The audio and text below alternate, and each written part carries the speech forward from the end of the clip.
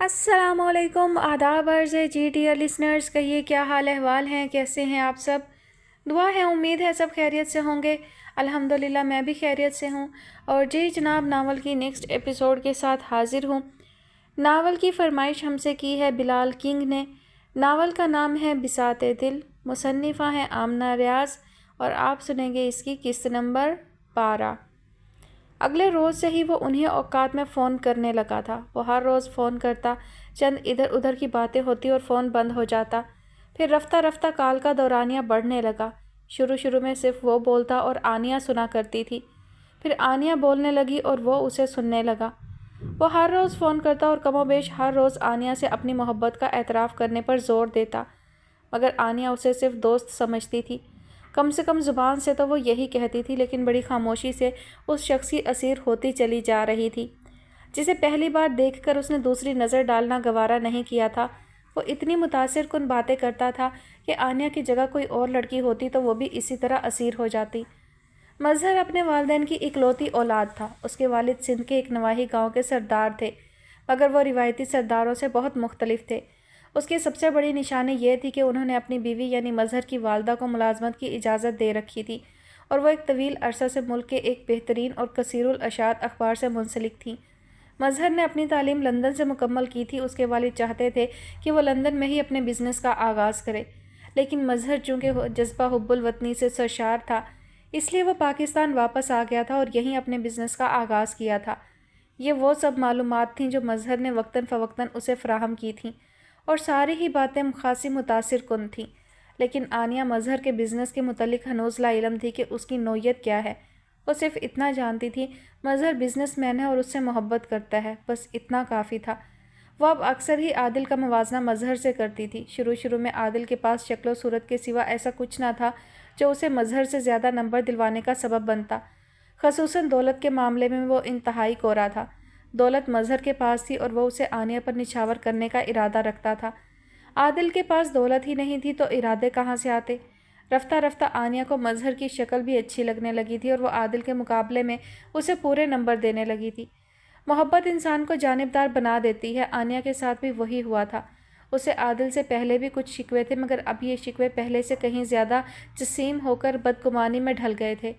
آنیہ مظہر سے 11 سے 12 یا اس کے بعد کے اوقات میں بات کرتی تھی۔ جس روز یہ سلسلہ نہ بن پاتا وہ جھنجھلائی پھرتی۔ جس طرح معمول کے کاموں میں دلچسپی کے لیے خوراک ضروری ہوتی ہے، اس کے لیے مظہر سے بات کرنا ضروری تھا۔ انسٹیٹیوٹ جانے کی بجائے ایک روز وہ مظہر کی گاڑی میں بیٹھ کر ایک ریسٹورانٹ میں گئی تھی۔ اسی ملاقات کے دوران مظہر نے اسے موبائل فون گفٹ کیا تھا۔ بمشکل اس 15 منٹ کی ملاقات میں اس پر مظہر کے ساتھ گزارے جانے والی زندگی میں میسر ہونے والی سہولیات کا نقشہ واضح ہوا تھا۔ وہ پہلا دن تھا جب اس نے بالآخر مظہر سے اپنی محبت کا اظہار کر دیا تھا۔ مظہر اس روز اتنا خوش تھا کہ اگر اسے آسمان سے تارے توڑ کر لانے کی بات کی جاتی تو وہ سر دھڑ کی بازی لگا کر توڑ لاتا۔ اس بات کا اظہار اس نے برملا کیا تھا، اور یہی بات جب اس نے ثنا کو بتائی تو وہ خاموشی سے اسے دیکھتی چلی گئی تھی۔ ایک بات کہوں آنیہ، یہ بات میں تم سے پہلے کرنا چاہتی تھی مگر ہمت نہیں ہوئی، کہیں تم برا نہ مان جاؤ۔ ارے ایسی کیا بات ہے؟ وہ حیران ہوئی اور سوالیہ نظروں سے اس کی جانب دیکھنے لگی۔ میری بات کا غلط مطلب مت لینا، اصل میں تو میں تمہارا ہی فائدہ چاہتی ہوں، وہ جھجکتے ہوئے بولی۔ مجھے لگتا ہے تم اس شخص کے ساتھ سنجیدہ ہوتی جا رہی ہو، حالانکہ تمہیں ایسا نہیں کرنا چاہیے۔ اس سے دوستی کا مشورہ تمہیں نے دیا تھا، آنیہ نے کہا۔ دوستی کا مشورہ دیا تھا، انوالو ہو جانے کا نہیں۔ میں محسوس کر رہی ہوں تم ہر وقت اس کے بارے میں بات کرتی ہو۔ مظہر نے یہ کہا، اسے یہ پسند ہے، یہ ناپسند ہے۔ تمہیں عادل کی پسند ناپسند کا خیال رکھنا چاہیے۔ میں نے کہا تھا تھوڑا عرصہ اسے بے وقوف بناتی رہو، مگر تم خود بنتی جا رہی ہو۔ یار تم نے اسے غور سے دیکھا ہے؟ وہ تمہارے قابل نہیں ہے۔ اسے ثنا کی باتیں بری لگی تھی۔ اس کے پاس کون تھا جس سے سب کچھ شیئر کرتی؟ گو کہ اپنی بہنوں سے اس کی ذہنی سطح مختلف نہ تھی، لیکن یہ وہ معاملہ تھا جس پر اس کا دل ہی اسے ان سے بات کرنے سے روکتا تھا، اور ایسا کرتے ہوئے وہ بھول جاتی تھی کہ پردہ انہی باتوں کا رکھا جاتا ہے جو غلط ہو۔ لے دے کے ثنا ہی رہ جاتی تھی جس سے وہ ہر بات کچھ رد و بدل سے کر لیتی تھی، لیکن اب اس نے ثنا سے کوئی بات نہ کرنے کا پکا عہد کیا تھا۔ گو کہ اس وقت اس نے ثنا کی بات کی تردید ہی کی تھی، لیکن اب اس کی ثنا سے دوستی میں کمی آتی چلی گئی تھی۔ انسٹیٹیوٹ جانا نہیں ہوتا تھا، اس لیے بے حد خاموشی سے وہ ثنا سے منہ موڑتی چلی گئی۔ शफक के पाँव में चोट लगने की वजह से चूंकि उसे तन्हाई मुयस्सर नहीं आती थी, इसलिए वो मजहर से बात नहीं कर पाती थी। उन्हीं दिनों सानिया के सिलसिले में कुछ खवातीन आई थीं जिन्होंने कुर्रा फाल उसके नाम निकाला था। वो हलीमा की गैर मौजूदगी में आई थी, तब वो चाय का बहाना बनाकर उठ गई थी और उसने मोबाइल पर मजहर से बात कर ली थी, मगर ये बताना भूल गई थी कि शफक कुछ रोज़ घर पर रहेगी और इस दौरान वो फ़ोन ना करे। असल मसला शुरू ही यहाँ से हुआ था। जितनी बार मजहर फ़ोन करता उससे बात ना हो पाने के गम में झंझलाती और रिएक्ट करती। नतीजतन उसका मिजाज घर के हर फर्द के लिए नाकाबिले बर्दाश्त होता जा रहा था। लेकिन अब सब कुछ ठीक था। वो मजहर से बात कर लेती थी और खुश रहती थी। उसने उसके अल्फाज की रोशनी में एक बार फिर मुस्तकबिल के हसीन ख्वाब बुनना शुरू कर दिए थे। उसके दिन रात उन्हीं ख्वाबों के सेरे साया कटने लगे थे। करेले पका रही थी। करेले भी कोई खाने की चीज़ है? मुझे बिल्कुल पसंद नहीं। मुझे सिर्फ प्रॉन्स की डिशेस पसंद हैं या फिर चिकन। I hate vegetables. जब तुम मेरे घर आ जाओगी तो मैं तुम्हें किचन में जाने नहीं दिया करूँगा। तुम सिर्फ बैठकर आराम किया करोगी, सारे काम मुलाजिम किया करेंगे, वो कहा करता था। सारा दिन मैं फिर क्या किया करूँगी? मुझसे तो फारिग बिल्कुल नहीं बैठा जाता। उस रोज़ वो बेचारगी से बोली थी। दूसरी जानिब उसकी दिलकश सी हंसी गूंजी थी। आप हंस क्यों रहे हैं? उसने उलझ कर पूछा था। आपकी नासमझी पर हंस रहा हूँ मोहतरमा। आप फारिग नहीं रहा करेंगी, हम आपको बहुत से काम से लगा कर रखा करेंगे। उसका लहजा शरीर था। अपने कपड़े इस्त्री करने के लिए तो नहीं कहेंगे? उसने जल्दी से पूछा। मुझे ये काम बहुत बुरा लगता है। ऐसी की तैसी सभी कामों की, वो बोला। कह तो रहा हूँ, तुम्हारे खूबसूरत हाथ फिर ये मामूली काम नहीं किया करेंगे। ये सब तो मुलाजमों के काम हैं। तुम्हारी ड्यूटी सबसे हटकर होगी, सबसे ख़ास। मुझे भी मुलाजमों की सफ़ में खड़ा कर रहे हैं? उसने मसनूई गुस्से से पूछा। आपके हजूर तो हम खुद मुलाजिम हैं मलका आलिया, उसने आजिज़ी से कहा। वो ज़ोर से हंस दी। अच्छा, मुझे क्या करना होगा? उसने दिलचस्पी से पूछा। मुझसे मोहब्बत, उसने तुरंत जवाब दिया। अभी भी तो करती हूँ, वो खफा हुई। मैंने कब इनकार किया? लेकिन ये मोहब्बत और तरह की है, जैसे किताबों में लिखी डल और बोरिंग थ्योरीज, जो शुरू शुरू में बहुत अट्रैक्ट करती हैं मगर आहिस्ता आहिस्ता अपना चार्म खोना शुरू कर देती हैं। तो वक्त यह कि प्रैक्टिकल वर्क ना कर लिया जाए। समझ रही हो ना मेरा मतलब, या मज़ीद तफसील से बताऊं? प्लीज़ आप ऐसी बातें ना करें। शर्म से उसकी आवाज़ भी बंद सी हो गई थी। मजहर का कहकहा बेसाख्ता था। यार तुम कौन सी दुनिया की मखलूक हो? आजकल की लड़कियां जो काम करके नहीं घबराती, तुम उसके बारे में सुनकर घबरा गई हो। बिल्कुल, शर्मो हया भी कोई चीज़ होती है या नहीं? फिर आप जानते हैं मैं आम लड़कियों से बिल्कुल मुख्तलिफ हूँ। उसके लहजे में तफक्र था। हाँ ये तो है, बल्कि मैं तो इस बात की कदर करता हूँ। शर्मो हया तो आजकल बिल्कुल ही नापैद हो चुकी है। लेकिन इसका मतलब ये हरगिज़ नहीं कि तुम मेरी कोई बात ही ना मानो। सुन लो, शादी के पहले ही साल तुम्हें मुझे प्यारे प्यारे ट्विन बेबीज़ का तोहफ़ा देना होगा। वो लहजा बदल कर बोला। मजहर मैं फ़ोन बंद कर दूंगी। उसके कानों की लुएं तक दहक उठी थी।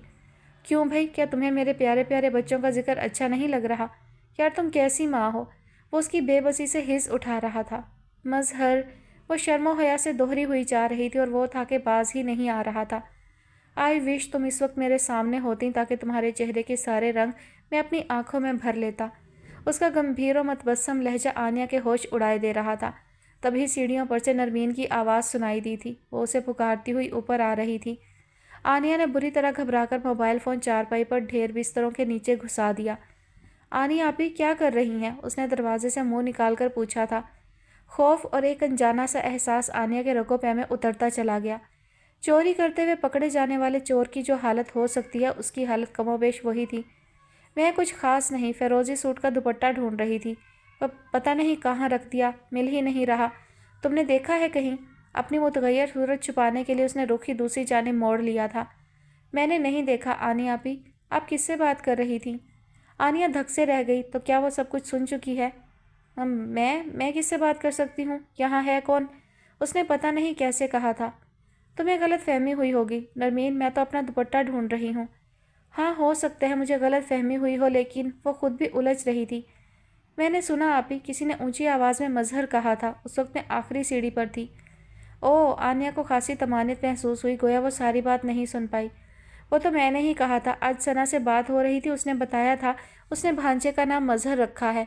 मुझे बहुत अच्छा लगा ये नाम। अब भी शायद बेध्यानी में यही सोच रही थी। तुम्हें तो पता है बेध्यानी में मैं ऊंचा बोल जाती हूँ। अब भी यही हुआ था। उसने हंसते हुए गोया बात को हल्का फुल्का करने की कोशिश की थी। फिर आप आदिल भाई से कहें वो अपना नाम बदल लेंगे, नरमीन शरारत से बोली थी और आनिया के लिए इतना ही काफ़ी था कि उसका ध्यान सरकने लगा है। جیسے وہ تو مان جائے گا، اس نے استہزائیہ ہنسی کے ساتھ کہا تھا۔ کوئی کسی کے لیے نہیں بدلتا، چاہے وہ نام ہی کیوں نہ ہو۔ اس کا لہجہ متنفر تھا۔ خیر ایسی بھی بات نہیں ہے، اگر محبت ہو تو بہت کچھ بدلا جا سکتا ہے، نام سمیت۔ وہ اپنی مخصوص لاپرواہی سے بولی تھی۔ اور عادل بھائی تو بہت اچھے ہیں۔ ایک بات سمجھ میں نہیں آتی، تم سب لوگ عادل کی اتنی تعریف کیوں کرتی ہو؟ اس نے یکایک قدرے اکتا کر پوچھا تھا۔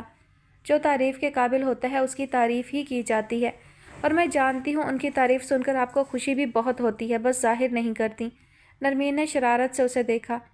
ہاں، مجھ سے زیادہ خوشی بھلا اور کسے ہو سکتی ہے؟ اس کا انداز ابھی بھی طنزیہ تھا۔ میں یہ بات جا کر عادل بھائی کو بتاتی ہوں، وہ بھی خوش ہوں گے لیکن ظاہر نہیں کریں گے۔ آپ دونوں کا میچ پرفیکٹ ہے، دونوں ہی گھلنے ہیں۔ نرمین ہنسی۔ اب فون کرو گی؟ فون کیوں کرنے لگی؟ عادل بھائی اور رفت چچی جان نیچے آئے بیٹھے ہیں، میں آپ کو یہی بتانے آئی تھی، جلدی سے آ جائیں، دوپٹہ پھر کبھی ڈھونڈ لیجئے گا۔ وہ جلدی جلدی بولتی زینے کی جانب بھاگ گئی تھی۔ آنیہ تب تک کھڑی رہی جب تک اس کے تیز تیز قدموں کی چاپ معدوم نہیں ہو گئی۔ وہ گہری پرسکون سانس بھرتی چارپائی پر بیٹھ گئی تھی۔ ایک بھاری سل تھی جو اس کے دل سے سرک گئی تھی۔ یہ تو طے تھا کہ نرمین نے کچھ نہیں سنا، اور جو کچھ اس نے سنا آنیہ اس کی وضاحت دے کر اسے مطمئن کر چکی تھی، اور اب وہ خود کسی بھی بوجھ سے آزاد محسوس کر رہی تھی۔ کون کہتا ہے دھوکہ دینا مشکل ہوتا ہے؟ دھوکہ دینا تو بالکل بھی مشکل نہیں ہوتا، اور یہ آنیہ نے تجربے سے سیکھا تھا۔ بھئی تم سے تو حد ہے زری، مجال ہے جو کبھی فرصت سے آ جاؤ۔ جب بھی آتی ہو یوں ہی ہوا کے گھوڑے پر سوار، اتنی جلدی تو آتی بھی نہیں ہو جتنی جلدی واپس جانے کا شور مچا دیتی ہو۔ شمسا نے بے حد اپنائیت سے شکوہ کیا تھا۔ سمجھا کرے نا مما، دراصل یہ اپنی اہمیت جتانے کا طریقہ ہے۔ کیوں پھپھو، ٹھیک کہہ رہی ہوں نا؟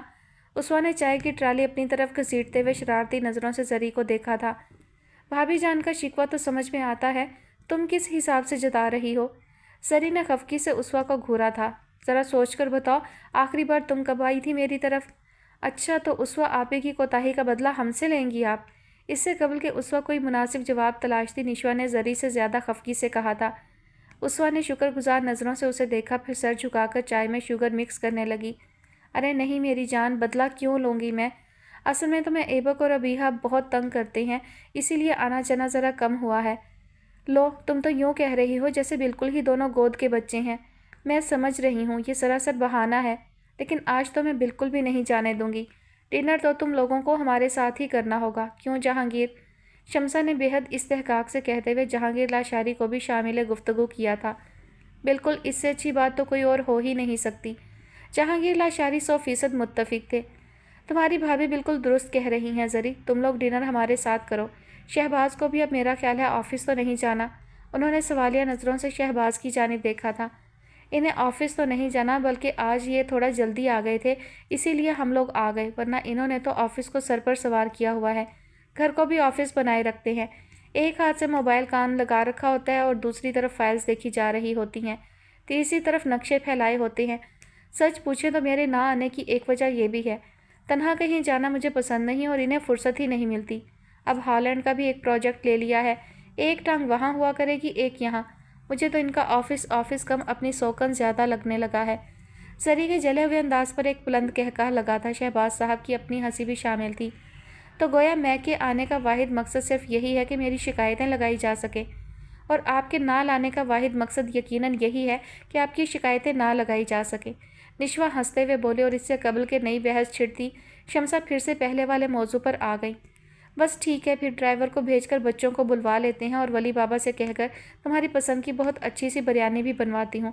شمسا اٹھنے کے لیے پر تول رہی تھی، لیکن زری نے ہاتھ پکڑ کر واپس بٹھا دیا تھا۔ بھابھی جان، ڈنر پھر کسی روز کے لیے اٹھا رکھتے ہیں۔ ایک تو یہ کہ گنجائش بھی نہیں ہے، دوسرا بچے بہت تنگ کریں گے، لالا جان ڈسٹرب ہوں گے۔ اب اپنے بچوں سے بھی کوئی ڈسٹرب ہوتا ہے کیا؟ جہانگیر لاشاری نے خفگی سے کہا۔ وہ بیڈ پر نیم دراز تھے، زری وہیں ان کے پاؤں کے قریب ریلیکس انداز میں آلتی پالتی مارے بیٹھی تھی، جبکہ نشوا ان کے دائیں جانب بیٹھی تھی۔ جہانگیر لاشاری کی طبیعت کے پیش نظر وہ سب لوگ بیڈ روم میں ہی موجود تھے۔ شمسا، اسوا اور شہباز سامنے رکھے صوفوں پر بیٹھے تھے، درمیان میں میز پر ریفریشمنٹ کے لوازمات رکھے ہوئے تھے۔ نہیں ہوتا ڈسٹرب، مگر یقین کریں لالا جان، میرے بچوں میں تو لگتا ہے شیطان کی روح سمائی ہوئی ہے۔ جانے کس پر چلے گئے دونوں ہی، اسپیشلی ایبک نے تو سچ مچ میرے ناک میں دم کر رکھا ہے۔ مجال ہے جو کوئی بات مان لے۔ شرارتی بھی تو بہت ہوتا جا رہا ہے، حالانکہ 5th اسٹینڈرڈ میں آ گیا ہے، لیکن جیسے جیسے عمر بڑھ رہی ہے اس کی ضد اور ہٹ دھرمی بڑھتی جا رہی ہے۔ जब तक उनकी ट्यूटर आती थी मैं बेफिक्र थी और मुतमईन भी। जब मेरी बात नहीं मानते थे उससे कह दिया करती थी। वो बड़े अच्छे तरीके से समझा दिया करती थी। और सच बात तो ये है कि उसकी दोनों बहुत मानते थे। लेकिन अब लगता है एक इजाफी ड्यूटी लग गई है। जरी के अंदाज से अच्छी खासी फिक्रमंदी झलक रही थी। आप ही इन्हें समझाइए भाभी, इसमें इतना परेशान होने की क्या बात है भाई। बढ़ती उम्र के बच्चे तो अमूमन छोटी मोटी शरारतें कर ही लिया करते हैं। हमारे बच्चे कोई दुनिया से निराले तो नहीं है कि इस बात को सर पर ही सवार कर लिया जाए। शहबाज ने उकताए हुए लहजे में शमसा से कहा था। आप तो यही कहेंगे, जरी शिकायती लहजे में बोली। खुद तो लाड उठाकर एक तरफ हो जाते हैं, सख्ती तो मुझे ही करना पड़ती है। पहले हल्की फुल्की डांट टपट से काम चल जाया करता था और अब तो ये हाल है कि गुस्से में दो एक लगा भी देती हूँ, मगर ऐबक तो बिल्कुल ही ढीठ होता जा रहा है। बात बात पर जिद करता है, हट धर्मी दिखाता है। बच्चों की साइकोलॉजी समझना भी ज़रूरी होता है। आप तो चाहती हैं इतनी सी उम्र में बच्चा सब कुछ समझ ले, बड़ों की तरह मैच्योरिटी रिएक्ट करे, जबकि ऐसा नहीं होता। जब बच्चे की किसी बात को रद्द किया जाता है तो वो उसे अपने नफ़ी तस्वुर करता है और लाशऊरी तौर पर अपनी हैसियत बरकरार रखने के लिए बच्चा वो सब कुछ करता है जिससे उसे मना किया जा रहा होता है। इसलिए बच्चे को समझाने के लिए ज़रूरी है कि पहले उसकी सतह तक आकर मामला तय किए जाएं, फिर अपनी बात मनवाई जाए। उसवा ने पॉइंट दिया था। एग्जैक्टली, शहबाज मुत्तफिक हुए थे। मैं तुम्हारी बात से इनकार नहीं कर रही उसवा, लेकिन बाज़ औक़ात बच्चों को समझाना दुनिया का मुश्किल तरीन काम हो जाता है। अब यही देख लो, 3 रोज़ पहले एक नए ट्यूटर का बंदोबस्त किया था। दोनों ने मिलकर बेचारे को इतना जिज किया कि आज वो इनकार करके चलता बना। सज़ा के तौर पर ही दोनों को नहीं लाई। अबीहा तो फिर भी कुछ समझदार है, लेकिन ऐबक, वो पहले भी तो एक ट्यूटर आया करती थी और उसकी तो तुम तारीफ़ भी बहुत करती थी कि अच्छी है। शमसा ने भी हिस्सा लिया था। अरे भाभी जान, सिर्फ अच्छी नहीं थी वो, बल्कि बहुत अच्छी थी। इतनी अच्छी लड़कियां तो किस्मत से मिला करती हैं। जरी का अंदाज बेसाख्ता था कि एक बार फिर सब ही हंस दिए। लेकिन अफसोस, ऐबक तो अभी बहुत छोटा है, उस वक्त शरारत से बोली थी। ऐबक छोटा है, शहबाज तो छोटे नहीं हैं। क्यों शहबाज? शमसा ने भी लुकमा दिया था। क्यों मुझे पिटवाने का बंदोबस्त कर रही हैं भाभी?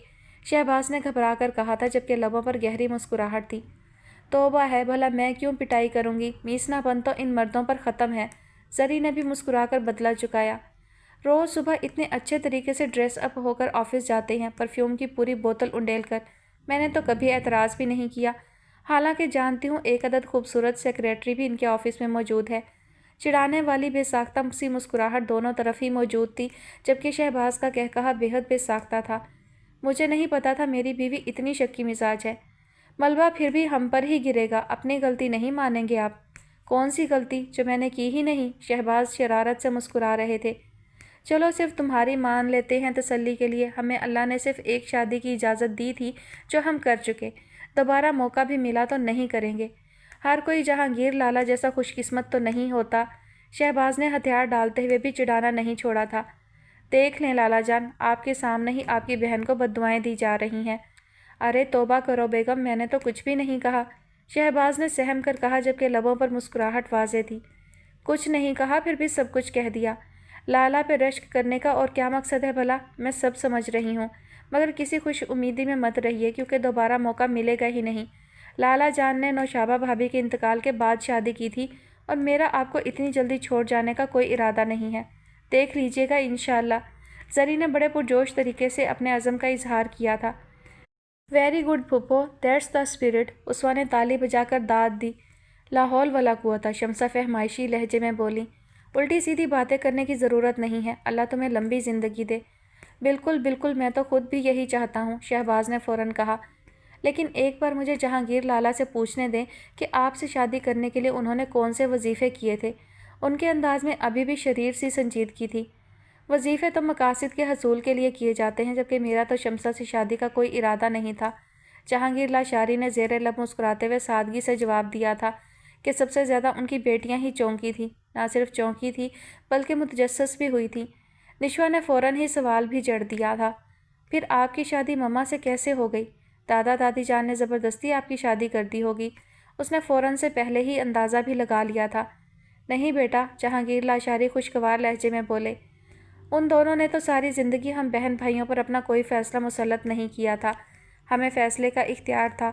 इनफैक्ट आपकी बड़ी मम्मी से शादी का फ़ैसला भी 100% मेरा अपना था और आपके दादा और दादी जान ने कोई एतराज़ भी नहीं किया था। باقی بات رہی شمسا سے شادی کرنے کی، تو انہیں میں نے نہیں بلکہ اسوا نے پسند کیا تھا۔ ریئلی پاپا؟ اسوا تو اس انکشاف پر حیرت سے گنگ ہی رہ گئی تھی۔ اس نے تیزی سے اپنے حافظے پر زور ڈالتے ہوئے شمسا کو بھی بے یقینی سے دیکھا، جو خوبصورتی سے مسکرا رہی تھی۔ آف کورس وہ مسکرائے تھے۔ آپ نے کہا تھا پاپا یہ آنٹی بہت اچھی ہیں، آپ ان سے شادی کر لیں۔ وہ جیسے ایک دلچسپ واقعہ یاد کر رہے تھے۔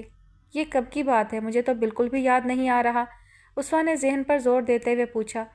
اس وقت تم 3 یا 3.5 سال کی تھیں، مجھے بھی یاد ہے اسوا نے یہ بات ہم سب کے سامنے ہی کہی تھی۔ زری نے بھی جیسے اس بات کو یاد کرتے ہوئے کہا، پھر شمسا سے مخاطب ہو کر بولی، لیکن بھابھی آپ یہ مت سمجھیے گا کہ لالا جان نے صرف اسوا کی بات مانی تھی۔ در حقیقت آپ انہیں پسند آ چکی تھی، بس اعتراف کرنے میں دیر لگا رہے تھے، اسوا نے کہا، اور یہ فوراً راضی ہو گئے، ورنہ اس سے پہلے بھی تو امو جان کئی بار ان سے دوسری شادی کے لیے کہہ چکی تھی اور ہر بار یہ انکار کر دیتے تھے۔ مجھے مت بتاؤ زری، شمسا نے اپنی جگہ سے اٹھتے ہوئے متبسم لہجے میں کہا اور جتاتی نظروں سے جہانگیر لاشاری کو دیکھا، جو دل و جان سے انہی کی طرف متوجہ اگلی بات سننا چاہتے تھے۔ 18 سال ہو چکے ہیں ہماری شادی کو، ماشاءاللہ، اور اتنے عرصے میں میں تمہارے لالا کو بہت اچھی طرح سمجھنے لگی ہوں۔ دوسروں کے کندھوں پر رکھ کر بندوق چلانا انہیں خوب آتا ہے۔ وہ دروازے کی طرف بڑھتے ہوئے بولی تھی، جبکہ جواب میں جہانگیر لاشاری کا بے ساختہ قہقہا گونج اٹھا تھا۔ جو بھی ہے، پھر بھی پاپا آپ کو مجھے تھینک یو تو کہنا ہی چاہیے۔ دروازے سے باہر نکلتے ہوئے شمسا نے اسوا کو اصرار کرتے سنا تھا اور بے حد آسودگی بھری مسکراہٹ ان کے لبوں پر پھیل گئی تھی۔ سرسری انداز میں کیے جانے والے فیصلے کبھی اتنے سود مند ثابت ہو سکتے ہیں، یہ شمسا نے جہانگیر لاشاری سے شادی کے بعد ہی جانا تھا۔ محبت، خلوص، ایمانداری، وہ 3 چیزیں ہیں جو کسی بھی رشتہ میں کامیابی کی دلیل ہوتی ہیں، اور جہانگیر سے انہیں یہ تینوں چیزیں ملی تھیں۔ وہ کیسے مطمئن نہ ہوتیں، کیسے خوش نہ ہوتیں؟ زندگی میں سبھی کچھ تو تھا ان کے پاس، معاشرے میں ایک اعلیٰ مقام، بے حد محبت اور عزت کرنے والا شوہر، باادب قسم کی بیٹیاں اور ایک عدد بیٹا، ہتھے سے اکھڑا ہوا بدتمیز اور کسی حد تک کم عقل۔ ظاہر ہے جو اپنا اچھا برا تک نہ پہچان سکے اسے کم عقل نہیں تو اور کیا کہا جا سکتا ہے۔ زندگی 2 صورتوں میں ہی بے سکون ہو سکتی ہے، ایک تو یہ کہ اللہ سے شکوہ ہو، یا دوسری صورت میں خلق خدا سے گلہ ہو، اور شمسا ان دونوں معاملات میں ہی خوش قسمت تھی کہ کبھی اللہ سے شکوہ پیدا ہوا اور نہ ہی اس کی مخلوق سے گلہ کرنے کی نوبت آئی۔ بس ایک حنان تھا جس کی جانب سے ملنے والی پریشانیاں بعض اوقات زندگی کی ساری خوبصورتیوں کو گہنانے کا سبب بن جاتی تھیں۔ اب بھی گو کہ انہیں یقین نہیں تھا، بس ایک خدشہ تھا جو رہ رہ کر دل میں اٹھتا تھا، اور جس کے محض خدشہ ہی رہ جانے کی وہ مسلسل دعا کر رہی تھی کہ جہانگیر لاشاری کی خرابی کے پیچھے کسی نہ کسی طرح حنان کا ہی ہاتھ ہے۔ جس موڈ میں وہ گھر سے نکلا تھا، کم سے کم شمسا کو تو وہ کسی اگلے طوفان کا پیش خیمہ ہی لگا تھا۔ کس قدر خوشگوار موڈ میں وہ کمرے سے نکلی تھی، لیکن حنان کے خیال کے ساتھ ہی گویا ساری خوشگواری بھگ سے اڑ گئی تھی۔ شاہ نواز سامنے سے آ رہا تھا، بعجلت سلام کرتا تیزی سے قریب سے گزر گیا، لیکن آگے نکل کر کچھ خیال آیا تو رک کر پلٹا۔ خالہ امی وہ… شمسا یوں ہی سر جھکائے چھوٹے چھوٹے قدم اٹھاتی زینے کی جانب آ رہی تھی۔ شاہ نواز رکا تو اپنی ہی غرض سے تھا، لیکن شمسا کے چہرے پر پھیلے تاثرات دیکھ کر قدرے ٹھٹکا۔ پھر انہوں نے سلام کا جواب بھی نہیں دیا تھا، جبکہ جواباً سلامتی بھیجنا ان کی پختہ عادت تھی۔ خیریت؟ بڑی گہری سوچ میں ہیں؟ وہ بالکل قریب آئیں تو شاہ نواز نے سرسری مگر خوشگوار انداز میں پوچھا تھا۔ شمسا مسکرائیں، اب اتنی گہری سوچ میں بھی نہیں تھی کہ چونک جاتی۔ سلام کا جواب بھی دیا تھا مگر اتنی آہستگی سے کہ خود اپنی سماعت تک بھی بمشکل پہنچا تھا۔ کچھ خاص نہیں، ڈنر کے لیے مینیو سوچ رہی تھی۔ زری اور شہباز آئے ہوئے ہیں نا؟ تو کیا آپ اتنی سنجیدگی سے انہیں واپس بھجوانے کے طریقے سوچ رہی ہیں؟ اس نے سنجیدگی سے پوچھا۔ جواباً شمسا نے جھیپتے ہوئے اس کے بازو پر چپت لگائی تھی۔ بتایا تو ہے مینیو سوچ رہی ہوں۔ یہ تو واقعی بہت سوچ طلب معاملہ ہے، شاہ نواز نے بھرپور سنجیدگی سے کہا۔ وہ شمسا کے ساتھ ساتھ دھیمی رفتار سے زینے کی طرف بڑھ رہا تھا۔ کیا میں کچھ مشورہ دے سکتا ہوں؟ تم سے تو سب سے اہم مشورہ چاہیے، شمسا خوش دلی سے مسکرائیں۔ مائی پلیجر، وہ چلتے چلتے سینے پر ہاتھ رکھ کر ذرا سا جھکا۔ لیکن کہیں سالن میں مسالہ جات کی کوانٹٹی نہ پوچھ لیجیے گا، اس معاملے میں میری معلومات بالکل صفر ہیں، البتہ مینیو سلیکٹ کرنے میں مدد دے سکتا ہوں۔ اٹالین بنوا لیں، جہاں تک مجھے یاد ہے شہباز بھائی کو اٹالین ہی پسند ہے۔ حالانکہ مجھے اس معاملے میں مشورہ درکار نہیں تھا، لیکن یہ بھی خوب یاد دلایا، تم سے مشورہ کر کے کبھی وقت برباد ہوا ہے بھلا؟ جہانگیر یوں ہی تو تمہاری تعریف نہیں کرتے تھکتے، انہیں عادت ہے، وہ ہنستے ہوئے بولا۔ نہیں خیر، ماشاءاللہ تم ہو بھی بہت اچھے بچے۔ کاش… ایک ہوک سی دل میں اٹھی تھی جسے فوراً ہی انہوں نے دبا لیا۔ बिला वजह हसरत भरी आहें भरकर किसी दूसरे के बच्चे को नज़र लगाने का फ़ायदा, जबकि ये भी खूब अच्छी तरह मालूम है कि अपना ही सिक्का खोटा है। ये बात वो बहुत पहले ही जान गई थी, फिर भी बार बार हनान के साथ शाहनवाज़ का मवाजना खुद ब खुद शुरू हो जाता था, जिसके नतीजे में शाहनवाज़ की ज़िम्मेदार, हसास, सुलझी हुई शख्सियत के मुकाबले में हनान की गैर मतवाज़न, उलझी हुई, लापरवाह और गैर ज़िम्मेदाराना रविश कुछ और नुमायाँ हो जाती थी। बच्चा तो ना कहें, उसने खुशगवारियत से कहा, मेरे लिए तुम बच्चे ही हो। माँओं को औलाद सारी उम्र बच्चा ही लगती है। गाँव जाने के बारे में क्या सोचा है? उन्हें जैसे अचानक याद आया। प्लीज़ खाला, कोई और बात करें, उसने आजिज़ी से कहा। शम्सा कुछ देर खामोश रहीं, फिर बोली, बहुत फ्रेश लग रहे हो, हैंडसम भी। डेट पर जा रहे हो क्या? वो हंस दिया। बच्चा बड़े की चालाकी भांप गया था। क्यों, मेरी नेक नामी को बट्टा लगा रही हैं? मैं तो कभी ख्वाब में भी डेट पर नहीं गया, उसने हंसते हुए कहा, फिर हाथ में पकड़ा स्पोर्ट्स बैग उनके सामने कर दिया। आप मुझे यूनिफॉर्म में देखकर भी नहीं समझी? क्लब जा रहा हूँ, ये देखें स्पोर्ट्स बैग। इस हुलिये में तो कोई भी डेट पर नहीं जा सकता, उसने वजाहत से बताया। और ये तो शम्सा जानती ही थी कि वो किसी बास्केटबॉल क्लब का मेंबर है, बाकायदा क्लब मेंबर। और ये फाइल्स, उन्होंने उसके दूसरे हाथ में पकड़ी ऑफिस फाइल्स की बाबत पूछा।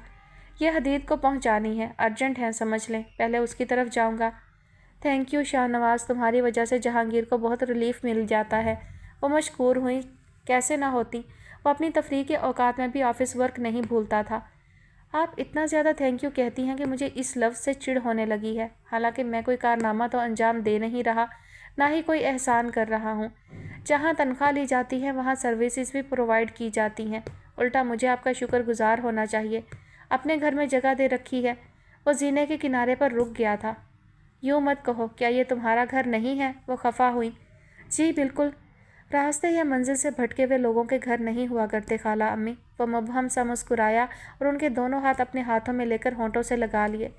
थैंक यू खाला अम्मी, आप ना होती तो मुझे ये घर कभी ना मिलता। चलो, ये थैंक यू कहकर तुमने फ़ौरन हिसाब बराबर कर लिया। अगला खाता किसी अगली मुलाकात में खोलेंगे, वो मुस्कुराई। वो हंस दिया। ये ठीक है, आप किसी मशवरे का जिक्र कर रही थी, उसने याद दिलाया। अरे हाँ, देखो, जो बात सबसे पहले करनी थी वही जहन से निकल गई। मैं सोच रही हूँ क्यों ना एक छोटी मोटी गेट टुगेदर अरेंज करें। कुछ क्लोज़ फ्रेंड्स को इनवाइट करेंगे। हदीद भी आया हुआ है, इसी तरह वो भी शरीक हो जाएगा और जहांगीर भी फ्रेश हो जाएंगे। वैसे भी आजकल बहुत अपसेट लग रहे हैं और डॉक्टर ने सख्ती से मना किया है स्ट्रेस लेने से। तुम्हारा क्या ख्याल है? फ़िक्रमंदी से बोलते बोलते उन्होंने पूछा। बिल्कुल, इससे अच्छी बात और क्या हो सकती है। आप फाइनली बता दें, मैं अरेंजमेंट करवा लूँगा। जो इसका काम हो सकता था उसके लिए उसने फ़ौरन हामी भर ली। तुम बताओ कौन सा दिन मुनासिब रहेगा? उन्होंने उल्टा उसी से पूछा। कमिंग संडे रख लें, क्योंकि मंडे को हदीद वापस जा रहा है, उसने बिना तरद्दुद कहा। फिर बोला, आप उसवा और निशवा से भी पूछ लें, संडे ठीक है या कोई और दिन जो उन्हें मुनासिब लगे। हाँ, उनसे भी पूछ लेती हूँ, शम्सा ने पुरसोच अंदाज में कहा। फिर कुछ याद आने पर बोली, मैं अपनी सोच में इतनी उलझी हुई थी कि तुम्हारी बात भी नहीं सुनी। तुम क्या कह रहे थे? वो जैसे शर्मिंदगी के ज़ेरे असर पूछ रही थी। कोई ख़ास बात तो नहीं थी, शाहनवाज़ ने जैसे उन्हें शर्मिंदगी से निकालते हुए कहा। मेरी दो शर्ट्स नहीं मिल रही, एक तो ब्राउन और वाइट स्ट्रेट लाइनिंग, दूसरी ब्लैक हाई नेक। कहना तो वली बाबा से था, अम्मा पठानी मुझे काफ़ी दिनों से दिखाई नहीं दी। मैं ज़रा जल्दी में हूँ, वरना किसी से खुद ये काम करवा लेता। आप जुल्फ़ी से कह दे, अगर उसने किसी और की वार्डरोब में रखती हैं तो प्लीज़ मेरे रूम में पहुँचा दे। ये जुल्फ़ी का नहीं, छोटी पठानी का काम है। ज़रूर वही इधर की चीज़ें इधर उधर करती है। बताओ, मगरिब में जाना है, वो बेवकूफ़ कहीं भी चली जाएगी, मगर मगरिब की तरफ नहीं जाएगी। बहरहाल तुम फ़िक्र ना करो, मैं शर्ट्स रखवा दूँगी, उन्होंने कहा। शाहनवाज़ अल्लाह हाफ़िज़ कहता जीना अबूर करके बाहर निकल गया। वो लाउंज से निकलकर किचन की तरफ बढ़ गई। किचन खाली था। एक बर्नर पर नॉनस्टिक पैन में कुछ पक रहा था। सिंक का नल फुल बंद था, अलबत्ता साबुन लगी प्लेटें यूँ पड़ी थी जैसे कोई काम करते करते छोड़कर चला गया हो। वो कुछ मुताज्जब हुई। किसी न किसी को तो यहाँ मौजूद होना ही चाहिए था। वली बाबा मुलाजमीन के हेड थे, लेकिन ज़्यादातर यहीं मौजूद होते थे कि किचन की बहुत सी ड्यूटीज़ उन्हीं के ज़िम्मे थी। वो चंद कदम अंदर आईं, तभी डाइनिंग टेबल पर चढ़कर बैठी पठानी नजर आई। वो मेज़ पर फसकड़ा मारे बैठी थी और सामने रखी टोकरी से उठा उठाकर आलू छील रही थी। तुम यहाँ अकेली क्या कर रही हो? वली बाबा कहाँ हैं? शम्सा ने पैन का ढक्कन हटाते हुए पूछा। इमली की चटनी धीमी आंच पर पक रही थी। जुल्फ़ी छोटे साहब का सामान रखने गया है, वली बाबा बोले। पठानी तुम यहाँ बैठो, हम अभी आता है। वो झट से मेज़ से उतरी और गड़बड़ाकर हस्बे मामूल बोली, छोटे साहब? शमसा ने ताज्जुब से पलट कर उसे देखा। पठानी ने फौरन अस्बात में गर्दन हिला दी। शमसा अगली कोई बात किए बिना बाहर की तरफ लपकी। उसी वक्त वली बाबा अंदर आ रहे थे। बाबा, हनान आया है। जी बेटा, हनान बेटा आए हैं। बहुत गुस्से में जुल्फ़ी को डांट रहे थे कि जल्दी सामान कमरे में पहुंचाओ। मैं इसीलिए साथ चला गया ताकि जल्दी काम हो जाए, बाबा ने वजाहत से बताया। तब शमसा बाहर जाते जाते पलटी। हनान अब कहाँ है? अपने रूम में, बाबा ने अस्बात में जवाब दिया तो वो उस तरफ चल दी। ठीक 7 रोज़ बाद वो घर आया था और इस वक्त शमसा जैसे बेइख्तियारी में उसकी तरफ खींची चली जा रही थी। दरवाज़ा अध खुला था। वो आहिस्तगी से उसे धकेलती अंदर दाखिल हुई। एक छोटे साइज़ का स्टाइलिश सा सूट केस कारपेट पर खुला हुआ था। जुल्फ़ी उसमें से चीज़ें निकाल निकाल कर ड्रेसिंग टेबल पर रख रहा था, जबकि हनान पूरी तरह से फैल कर बेड पर औंधे मुँह लेटा उसे हदायत दे रहा था। दरवाज़ा खुलने की आवाज़ पर उसने लेटे लेटे गर्दन का रुख ज़रा सा मोड़कर दरवाजे की जानिब देखा। हाय मम्मा! वो शमसा की शक्ल देखते ही मुस्कुराता हुआ उठा था और शमसा के गले लग गया था। तुम कब आए हनान? शमसा तो उसके अंदाज़ पर हैरानी से गिरने के करीब पहुंच गई, मगर इस हैरानी में खुशी का अजीब सा एहसास था जिसे वो बड़े दिल से महसूस कर रही थी। ज़्यादा देर नहीं हुई, मैं आपके रूम में आने लगा था, फिर पता चला आपके स्पेशल गेस्ट आए हुए हैं, उसने कतरे नागवारी से कहा। शमसा कुछ देर खामोश सी रह गई। उन्हें अपनी चंद लम्हा कबल की खुशी खाक होती महसूस हुई। फिर झिझकते हुए बोली, तुम आ जाते, सबसे मुलाकात हो जाती।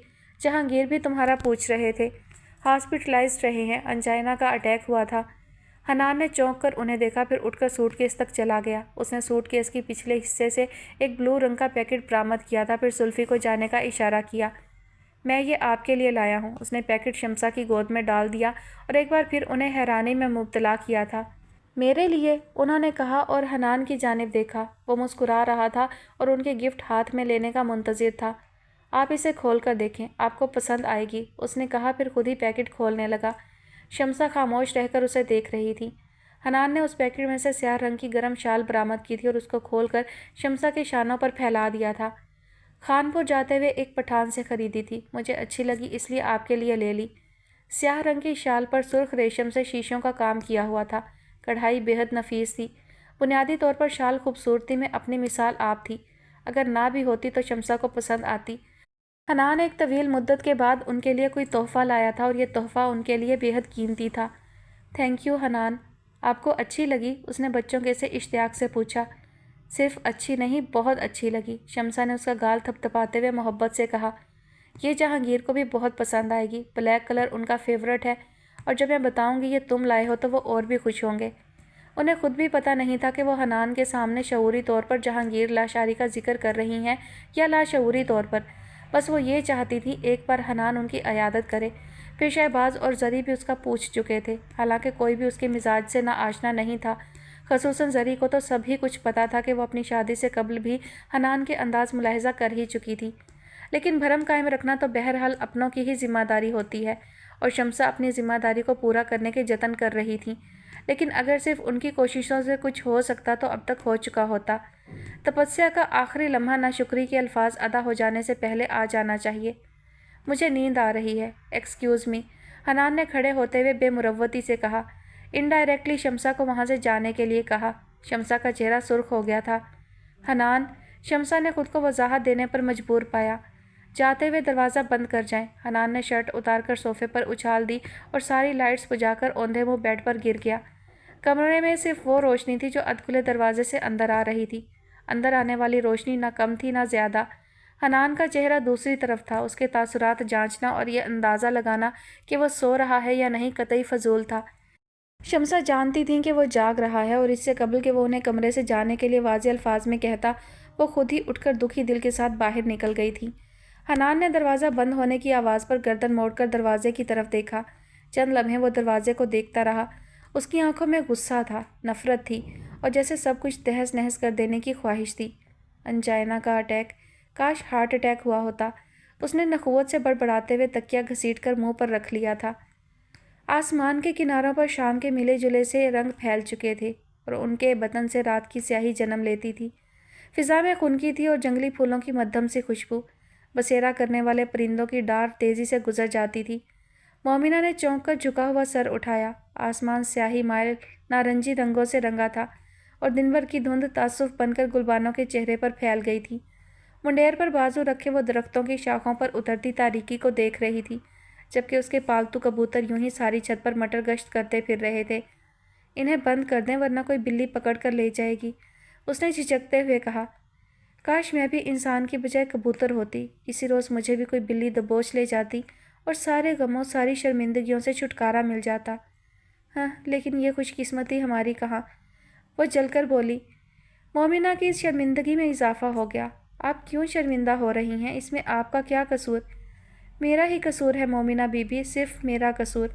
ना मैं पैदा होती, ना ये मसाइब मेरे साथ जन्म लेते। मैं तो उन लोगों में से हूँ जो किसी दूसरे को फ़ायदा पहुँचाना भी चाहें तो नुकसान ही पहुँचाते हैं। अजीब स्याह बख्ती है, पता नहीं रब मुझे उठा क्यों नहीं लेता। बाजी जी, बस करो मुन्नी, मुझे ये यकीन दिलाने की कोशिश ना करो कि जो हुआ उसमें मेरा कसूर नहीं। अस्मा बाजी ने दादी से मेरे लिए झगड़ा किया और वो घर छोड़कर चली गई। किसी भी बाशऊर से जाकर पूछ लो, वो यही कहेगा गलती फ्री कैन की नहीं, फसाद की जड़ की है, जो कि मैं हूँ, यानी गुलबानो बिनत सुल्तान अमीन। उसने आजिज़ी से कहा था। मोमिना का दिल कट सा गया। खुद को मोरद इल्ज़ाम ना ठहराएं, कहने को तो ये भी कहा जा सकता है कि फ़साद मेरी वजह से हुआ। बहरहाल अम्मा तो मुतमईन है और मेरा ख्याल है अगर वो मुतमईन है तो हमें भी परेशान नहीं होना चाहिए। वो हम दोनों से ज़्यादा अच्छे तरीके से दादी को समझती हैं। जो भी किया होगा सोच समझ कर ही किया होगा। मुन्नी ने दिल में ठहरी बात कही। सच तो यह है कि वो गुलबानो को उस शर्मिंदगी से निकालना चाहती थी। गुलबानो कुछ देर यूं ही खड़ी हथेलियां आपस में रगड़ती रही, फिर गहरी सांस भरकर पलटी और कबूतरों को घेर घार कर दड़बे की जानिब ले जाने लगी। अब कुछ बोले भी, मोमिना चिढ़कर बोली। क्या बोलूं? उसने उल्टा सवाल पूछ लिया। मैं तो सिर्फ इतना जानती हूँ, जो हुआ बुरा हुआ। अस्मा बाजी को दादी से झगड़ा नहीं करना चाहिए था। अच्छा, मैं चलती हूँ। मोमिना ने किताबें समेटी। नाराज़ होकर जा रही हो? गुलबानो फिक्रमंद हुई। नहीं, आपसे भला क्यों नाराज़ होंगी? होना भी मत। मैं नहीं जानती जो मैं कह रही हूँ वो भी दुरुस्त है या गलत, लेकिन मेरा दिल कहता है बुज़ुर्गों की बातें नहीं टालना चाहिए। दादी बहुत अच्छी हैं, बहुत समझदार और जहाँ दीदा, और अगर मैं उन्हें अच्छी नहीं लगती तो तुम और अस्मा बाजी कुछ भी कर लो, उन्हें कभी भी अच्छी नहीं लग सकती। तुम अपनी अम्मी को समझाने की कोशिश करना, मैं भी तुम्हारी तरफ चक्कर लगाऊंगी। बुज़ुर्गों को खफा करना अच्छी बात नहीं होती, और फिर दादी तो इतनी अच्छी हैं। वो बोल रही थी और मोमिना दम बखुद मुंह खोले उसका चेहरा तक रही थी। उस खूबसूरत चेहरे वाली लड़की का दिल यकीनन चेहरे से ज़्यादा खूबसूरत और मुसफ़्फ़ा था। लेकिन आप किस मिट्टी की बनी हैं बाजी जी? जो भी आपके साथ बुराई करता है उसकी तारीफ़ें करने लगती हैं। पहले वो शाहनवाज़ और अब दादी। कमाल है। और अब तक आपने मुझे उसके बारे में कुछ भी नहीं बताया, उसने खफकी से कहा। गुलबानो की आंखें अंधेरे में यूं चमकने लगीं जैसे दो जुगनू। बड़ा अच्छा किया जो उसका नाम लिया, अब कम से कम रात भर मुझे कोई गम नहीं सताएगा। वो हल्की फुल्की सी होकर एक सरशारी के आलम में कबूतरों को दड़बे की जानिब ले जाने लगी। अमूमन ऊँट से पूछा जाता है कि ऊँट रे ऊँट तेरी कौन सी कलसी थी, मेरा दिल चाहता है आपसे पूछूं। मोमिना तड़क कर बोली। गुलबानो हंसने लगी, वो और भी चिढ़ गई। उस रोज़ भी कितनी मिन्नतें की थी, मगर मजाल है जो एक लफ्ज़ भी बताया हो। कम से कम आज तो बता दें। सब कुछ तो बता चुकी हूँ, उसके अलावा क्या जानना चाहती हो? नाम के अलावा तो कुछ भी नहीं बताया था, वो ज़ोर देकर बोली। बाज़ औक़ात उन्वान में ही पूरी दास्तान बयान हो जाती है, गुलबानो ने संजीदगी से कहा, फिर उसकी जानिब देखा। अब महज तुम्हारी तसल्ली के लिए एक चटपटी सी कहानी कैसे सुनाऊं? मोमिना को बेहद सुबकी का एहसास हुआ, यानी उसके खलूस की बस इतनी सी कदर थी कि उसकी बात का ये मतलब अखज़ किया जाता। वो पलटी और तेज़ी से सीढ़ियाँ अबूर करने लगी। गुलबानो को अपनी गलती का एहसास हुआ तो फ़ौरन पीछे से पुकारा, फिर पीछे लपकी। मोमिना ने सीढ़ियाँ अबूर करके दाएं जानिब देखा, ना ही बाएं। खटाक से कुंडी गिराई और बाहर निकल गई। अपनी उजलत में तो उसे यह भी पता ना चल सका कि एक लंबा सा वजूद ऐन दरवाजे के सामने साइकिल जमाए खड़ा है। नतीजतन इस जोर की टक्कर हुई कि वह खुद को गिरने से बचा ना सकी। अलबत्ता उसने अपनी साइकिल गिरने से बचा ली थी और अब किसी कदर शर्मिंदगी से उसे देख रहा था। अरे ये क्या हुआ? गुलबानो घबराकर बाहर निकली, फिर मोमिना को उठने में मदद दी। चोट तो नहीं लगी? मोमिना ने शर्मिंदगी और खिफ़्फ़त के मिले जुले एहसासात के साथ नफ़ी में सर हिला दिया। अलबत्ता इंतहाई गुस्से से उस लड़के की जानिब देखा जो कि गिराए हुए अंदाज में कोई वजाहत देना चाह रहा था। तुम यहाँ क्या कर रहे हो नासिर? मैं तो अजमल भाई की खैरियत पूछने आया था। 2 दिन से वो मंडी नहीं आ रहे तो अब्बा जी ने कहा कि जाकर पता ले आऊँ, लेकिन ये। उसने शर्मिंदगी से मोमिना की तरफ देखा, फिर फ़ौरन ही नज़रों का रुख बदल लिया। मोमिना जो उसे गज़बनाक अंदाज से घूर रही थी। तो यहाँ दरवाजे में जमकर किस खुशी में खड़े हो गए? अंदर आ जाना था। गुलबानो अब शरारत से मुस्कुरा रही थी। मैंने दस्तक दी थी, लेकिन بالکل ہی پاگل ہو، ہمیشہ دستک دینے پر دروازے تھوڑی کھلا کرتے ہیں، کبھی کبھی بنا دستک دیے بھی خود دروازہ کھول کر اندر داخل ہونا پڑتا ہے، مگر تمہیں تو کچھ پتہ ہی نہیں۔ جی؟ ناصر کی نظریں بھٹک رہی تھیں، چونک کر گل بانو کی طرف دیکھا جس کی بات اسے خاک بھی سمجھ نہ آئی تھی۔ جی، وہ اور زور سے ہنس دی، لیکن جیسے اس کی بات ان دونوں کے سر پر سے گزری تھی، ہنسی بھی گزر گئی۔ تم اندر چلو بھائی، اندر ہی ہیں، میں ذرا مومنہ کو گھر تک چھوڑ آتی ہوں۔ مومنہ نے زمین پر گری کتابیں اٹھائی اور بنا پس و پیش اس کے ساتھ چل دی۔ گلی کے آخری سرے پر مڑنے سے قبل اس نے بالکل لاشعوری طور پر گردن موڑ کر پیچھے دیکھا۔ عین اسی لمحے ناصر گھبرا کر کھلے دروازے سے اندر داخل ہو گیا تھا۔ سرسری ملاقات کی اس ناگوار لمحے کو تقدیر نے چپکے سے اپنی مٹھی میں قید کر لیا تھا، اور ہر اہم واقعہ سرسری واقعات کے باہمی ملاپ سے ہی جنم لیتا ہے۔ او بھائی، تم ہو کہاں؟ تمہاری تلاش میں کنویں میں بانس ڈلوانے کی کسر رہ گئی۔ کچھ دیر اور کال رسیو نہ کرتے تو یہی کرنا پڑتا۔ ویسے یہ خاصا غیر مہذب طریقہ ہے جو خود ہی انوائٹ کرو اور خود ہی غائب ہو جاؤ۔ اس کے کال رسیو کرتے ہی حدید نے خوب اچھی طرح خبر لی تھی، اور اس کے طنزیہ انداز پر شاہ نواز نے متبسم لہجے میں وضاحت دیتے ہوئے کہا، ریئلی ویری سوری یار، بس اچانک ہی ایک بہت ضروری کام کے سلسلے میں نکلنا پڑا۔ جی ہاں، اور سارے ضروری کام آج کی تاریخ میں نپٹانا ضروری ہیں، قیامت کا تو یوں بھی کوئی دن مقرر نہیں، کیا پتہ کل ہی آ جائے۔ اس نے پھر طنز کیا اور اس پر شاہ نواز اپنا کہا روک نہیں سکا۔ خدا کی قسم دوست کم نکچڑی بیوی زیادہ لگ رہے ہو۔ کوئی قسمت کی ماری ہوگی جو تمہاری بیوی بنے گی۔ تمہاری بیوی کہلوائے جانے سے بہتر میں خودکشی کرنا سمجھتا ہوں۔ تم تو ان لوگوں میں سے ہو جو شادی کی رات بھی آفس میں گزاریں گے اور اگلے روز بیوی سے کہیں گے کچھ ضروری معاملات نپٹانا رہ گئے تھے۔ شاہ نواز کا کہا بے ساختہ تھا۔ بہت جلے ہوئے ہو، کیا وریشا نہیں آئی؟ حالانکہ اسوا نے میرے سامنے ہی اسے فون کیا تھا۔ اس کا انداز شریر تھا۔ میں اسے پسند کرتا ہوں اور اسے اپنی بیوی کے روپ میں دیکھنا چاہتا ہوں، مگر میں نے اسے خود پر اتنا طاری بھی نہیں کیا ہوا کہ میرا موڈ اس کی موجودگی یا غیر موجودگی سے رنگ بدلے۔ او بھائی میرے، محبوبہ کا کھانا الگ ہوتا ہے، دوست کا الگ۔ میں آج صرف تم سے ملنے آیا تھا، لیکن تم پتہ نہیں کون سے ضروری کام نپٹاتے پھر رہے ہو۔ مجھے لگتا ہے کسی اور ہی ضروری کام سے لگ گئے ہو۔ تم اور تمہارے اندازے۔ شاہ نواز اس کے خلوص سے متاثر ہوا تھا اور خود کو سرزنش کرتے ہوئے بولا، تم بس تھوڑی دیر ویٹ کرو، میں باغ جناح کے قریب ہوں، 15 منٹ میں پہنچ رہا ہوں۔ اب کوئی فائدہ نہیں، میں گھر آ چکا ہوں۔ تو ٹھیک ہے، پھر میں تمہاری طرف آ جاتا ہوں، اس نے فوراً تجویز دی۔ کوئی ضرورت نہیں، حدید تڑک کر بولا، میں سونے لگا ہوں اور تمہاری شکل دیکھنے کا میرا کوئی ارادہ نہیں ہے۔ بکو مت۔ شاہ نواز کو اس کی جھلاہٹ لطف دے رہی تھی۔ صبح کتنے بجے کی فلائٹ ہے تمہاری؟ 6 بجے کی۔ شاہ نواز نے پل بھر کو سوچا، پھر بولا، چلو ٹھیک ہے، میں ایئرپورٹ آؤں گا تم سے ملنے۔ تم اور تمہارے وعدے، وہ اسی کے انداز میں بولا۔ کل ملتے ہیں، فی الحال میں فون بند کر رہا ہوں۔ ذرا سی دیر کی بات تھی اور تم تو تانے دے دے کر مار دو گے۔ Take care. اس نے بنا اس کی اگلی بات سنے کال ڈسکنیکٹ کر دی تھی۔ چند لمحے مسکراتے ہوئے LCD کو دیکھتا رہا، پھر سامنے سڑک پر سے گزرتی ٹریفک کو دیکھنے لگا۔ قصر بلند میں آج ڈنر کا اہتمام کیا گیا تھا۔ وہ سارے انتظامات چیک کر لینے کے بعد کسی ضروری کام کا بہانہ بنا کر باہر نکل آیا تھا۔ حالانکہ کوئی اتنی زیادہ گیدرنگ نہیں تھی، تقریباً وہی سب لوگ مدعو تھے جنہیں شاہ نواز اور جو شاہ نواز کو بہت اچھی طرح سے جانتے تھے، لیکن وہ اپنے دل و دماغ کا کیا کرتا جو ان سب لوگوں کے درمیان اجنبی محسوس کرتا تھا۔ وہ بہت کم تقریبات میں شریک ہوتا تھا اور ابھی بھی بے حد اطمینان سے فٹ پاتھ کے کنارے بیٹھا یوں اطمینان سے آتی جاتی ٹریفک کو دیکھ رہا تھا جیسے بڑی دیر تک اٹھنے کا ارادہ نہ ہو۔ ستاروں بھرا سیاہ آسمان اس پر جھکا ہوا تھا اور عقب میں باغ جناح کے درختوں سے اٹھنے والی خنکی خوشبو سے بوجھل تھی۔ حدید سے بات ہونے سے قبل بھی اس نے 2-1 بار اٹھنے کا سوچا تھا، مگر جانے کیوں اٹھ نہ سکا تھا۔ حالانکہ دل و دماغ پر کچھ ایسا غبار بھی نہیں چھایا ہوا تھا کہ وہ مایوسی کے مہیب غار میں محسوس کرتا خود کو۔ بس بعض اوقات بھرپور فراغت بھی عذاب بن جاتی ہے۔ اس نے تو بڑے شوق سے یہ فراغت مول لی تھی، بڑے اہتمام سے بیٹھ کر مدتوں سے بند کتاب کو جھاڑا تھا، کھول کر ہر پنہ پڑھا تھا۔ کچھ یادوں کو اپنی تجسیم کے لیے الفاظ درکار تھے، کچھ ان کی حاجت نہ تھی۔ کبھی کچھ خود سے الجھتے، کبھی تقدیر سے شکوہ کرتے 4-5 گھنٹے گزر بھی گئے اور پتہ بھی نہیں چلا۔ لیکن کوئی تسلیم کرے یا نہ کرے، مگر ایک بات طے شدہ ہے، یادیں خوشگوار ہوں یا ناگوار، اچھے دنوں کی خوشبو سے بوجھل ہوں یا برے دنوں کی بات سے بھرپور، یادوں کی تاثیر کڑوی ہوتی ہے۔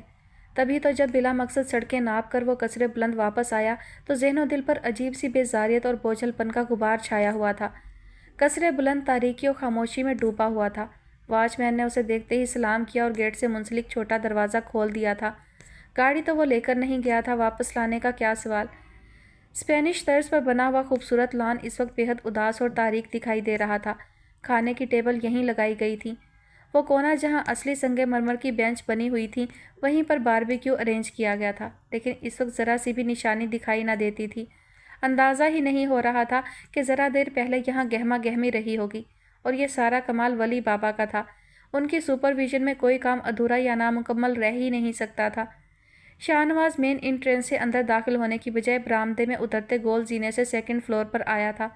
اس کا کمرہ چونکہ سیکنڈ فلور پر تھا، اس لیے جب کبھی دیر سے واپسی ہوتی تھی تو وہ یہی راستہ اختیار کرتا تھا۔ کمرے میں آ کر اس نے موبائل فون، والیٹ، سگریٹ اور لائٹر بیڈ کے سائڈ ٹیبل پر رکھے جیکٹ اتار کر صوفے کی بیک پر ڈال دی۔ ڈریسنگ کی جانب بڑھتے ہوئے اسے کچھ عجیب سا احساس ہوا تھا۔ اس نے سرسری انداز میں کمرے پر ایک طائرانہ نظر ڈالی تھی۔ اس کی نظر اسٹڈی ٹیبل پر رکھی ایش ٹرے پر رک سی گئی۔ ایش ٹرے کے اندر بجھے ہوئے سگریٹوں کی راکھ اور 3 ٹکڑے موجود تھے۔ اسے یاد آیا کمرے سے جانے سے پہلے اس نے صرف ایک سگریٹ پیا تھا اور ایش ٹرے میں ایک ٹکڑا تھا، پھر یہ باقی 2 ٹکڑے کہاں سے آئے؟ اس کی حسیات ایک دم جیسے شارپ ہوئی تھیں۔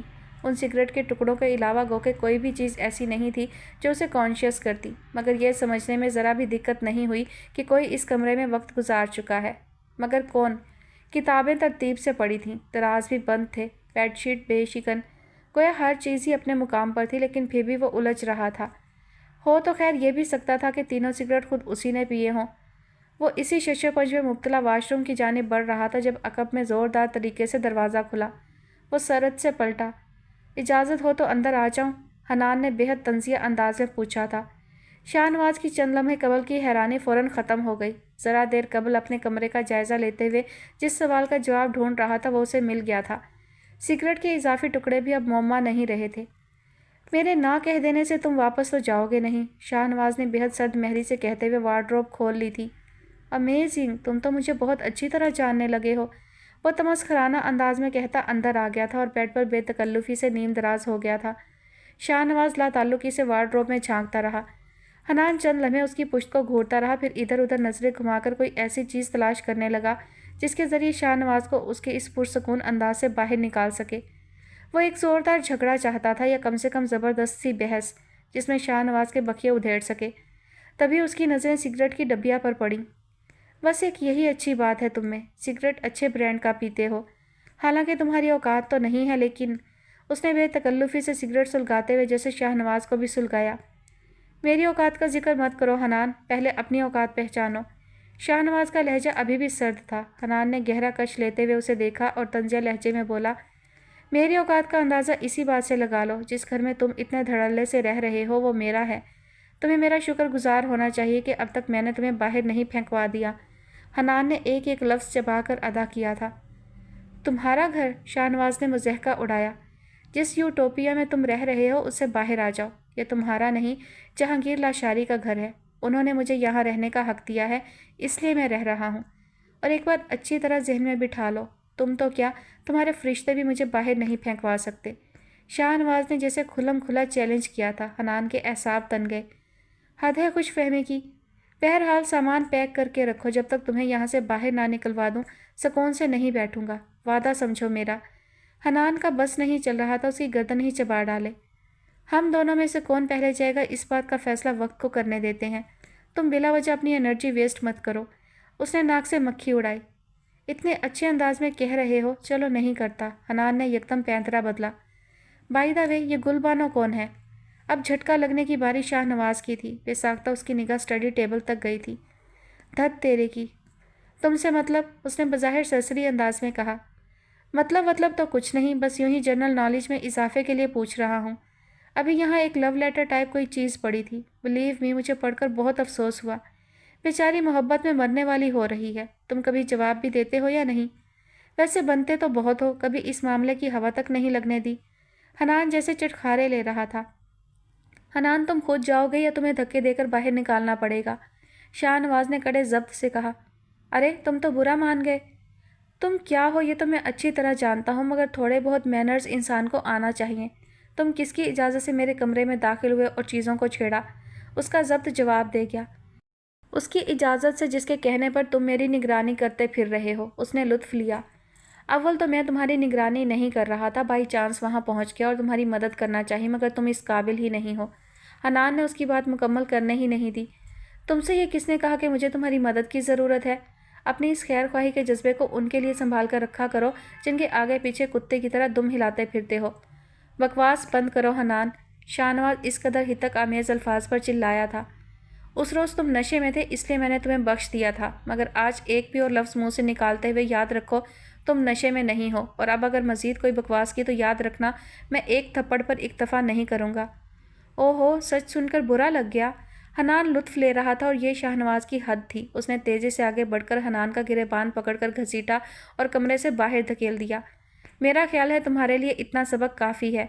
شاہ نواز نے دروازہ گویا اس کے منہ پر دے مارا تھا، اور یہ سب کچھ اتنا غیر متوقع تھا کہ حنان چند لمحوں کے لیے ہکا بکا ہی رہ گیا۔ اگلے ہی پل پیشانی پر رگیں تن گئی۔ تم پچھتاؤ گے شاہ نواز ملک، بہت پچھتاؤ گے۔ وہ گریبان درست کرتا، اگلا لائحہ عمل ترتیب دیتا اپنے کمرے میں گھس گیا جو عین شاہ نواز کے کمرے کے سامنے تھا۔ گیتی آرا کسی معمے کی طرح لگنے لگی تھی، حالانکہ کسی نے اسے ترغیب نہیں دی تھی، نہ ہی کوئی شرط عائد کی تھی۔ اس کے باوجود اسے لگتا تھا کہ اس معمے کو حل کرنے کے بعد ہی اسے وہ میجک کارڈ ملے گا جو اسے رہائی دلوانے میں معاون ثابت ہوگا۔ گو کہ گیتی نے سوائے ایک مرتبہ کے کبھی بھی اس کی حوصلہ افزائی نہیں کی تھی۔ وہ ہر دفعہ اپنے الفاظ سے اس کی امیدوں پر پانی پھیرتی رہی تھی، مگر وہ اپنے دل کا کیا کرتی جو اس بات پر کامل یقین کر چکا تھا کہ گیتی ہی وہ کنجی ہے جس سے اس قید خانے کے تالے کھولے جا سکتے ہیں۔ بہت دیر تک ایک ہی نقطے پر سوچ لینے کے بعد اس نے بات کرنے کا فیصلہ کیا۔ چونکہ وہ بے حد موڈی تھی، ذرا دیر میں اپنی اپنی سی لگتی اور ذرا میں پرائی بن جاتی، اس لیے بہت منتخب الفاظ درکار تھے۔ ریحاب نے تمہید کے طور پر کھنکار کر گلا صاف کیا، پھر اسے پکارا، گیتی؟ چینل سرچ کرتے ہوئے ایک سرسری سی نظر ریحاب پر ڈالی تھی۔ جس صوفے پر ریحاب براجمان تھی اس سے چند قدم کے فاصلے پر کھڑی وہ چینل بدل رہی تھی۔ وہ بیبی پنک کلر کے بات گاؤن میں ملبوس تھی اور اس کے گیلے بالوں سے پانی ٹپک ٹپک کر گاؤن میں جذب ہو رہا تھا۔ وہ ایک ہاتھ سے اپنی بھیگی زلفیں سنوار رہی تھی، بے حد تر و تازہ دکھائی دے رہی تھی، جیسے صبح کی تر و تازہ ہوا میں لہراتا ہوا شبنم میں بھیگا پھول، یا پھر کسی ٹی وی کمرشل کی ماڈل جس کی تر و تازگی ہی اس کی اصل خوبصورتی معلوم ہوتی ہے۔ لیکن ریحاب نے سٹپٹا کر نظروں کا زاویہ بدل لیا۔ بیچاری کی غلطی نہیں تھی، ایک تو فطرتاً شرمیلی تھی، دوسرا جس گھرانے سے اس کا تعلق تھا وہاں تو ٹی وی پر بھی ایسا لباس برداشت نہیں کیا جاتا، کچھ جا کے لائیو ٹرانسمیشن۔ ریحاب بی بی، آپ کچھ فرما رہی تھیں، اب کس مراقبے میں چلی گئیں؟ گیتی نے بالوں کو جھٹکتے ہوئے اور کھڑکی کی جانب بڑھتے ہوئے کہا۔ اس کے الفاظ و انداز اس کے خوشگوار موڈ کی نشاندہی کر رہے تھے۔ ریحاب نے اس کی بات پر بالکل لاشعوری طور پر اس کی طرف دیکھا اور پھر شرمندہ ہوئی۔ گیتی کے گاؤن کی ڈوریاں بے حد ڈھیلی تھیں، آستین نہ ہونے کے برابر، اور گاؤن کی لمبائی اس کی پنڈلیوں تک تھی۔ تم پہلے کپڑے بدلو، پھر ہم اطمینان سے بات کر لیں گے، ریحاب نے جھجکتے ہوئے کہا۔ گیتی نے کھڑکی کے پردے ہٹاتے ہوئے قدرے حیرانی سے اس کی طرف دیکھا۔ سیاہ چادر جو اول روز سے اوڑھی ہوئی تھی اس وقت بھی اس کے وجود پر لپٹی ہوئی تھی، اور اس کا سادہ و معصوم سا چہرہ شرم کی سرخی سے لال ہو رہا تھا۔ گیتی ناسمجھی سے اسے دیکھتی رہی۔ ریحاب اس کی طرف دیکھنے سے گریز کر رہی تھی، بلکہ باقاعدہ نظریں چرا رہی تھی۔ گیتی نے بے ساختہ چونکتے ہوئے خود اپنی جانب دیکھا، اگلے ہی پل اس کی ہنسی چھوٹ گئی۔ بڈھی روح، اس نے ہنستے ہوئے کھڑکی کے پردے ہٹائے۔ گلاس وال پر ننھی ننھی بوندیں چمک رہی تھیں۔ آسمان گہرے سرمئی بادلوں سے ابھی بھی ڈھکا ہوا تھا اور بوندا باندی ابھی بھی جاری تھی۔ تم کہاں سے آ گئی ہو؟ زمانہ کہاں سے کہاں پہنچ گیا، اور یہ اتنی سی بات پر شرما شرما کر مرے جا رہی ہیں۔ 18ویں صدی کا گھسا پٹا ماڈل نہ ہو تو؟ وہ متبسم لہجے میں کہتی وارڈروب کی جانب بڑھی، ایک ہینگر کھینچ کر نکالا اور بولی، اب پیچھے مڑ کر نہ دیکھ لینا، تم تو بالکل ہی فوت ہو جاؤ گی۔ اس کا لہجہ شریر تھا اور کھنکھناتا ہوا۔ ریحاب نے اپنے آپ میں سمٹ کر بالکل ہی رخ بدل لیا۔ چند لمحے بعد واش روم کا دروازہ کھلنے اور پھر بند ہونے کی آواز آئی۔ ہاں جی، اب ارشاد فرمائیے۔ وہ سامنے بیڈ پر بیٹھ گئی تھی۔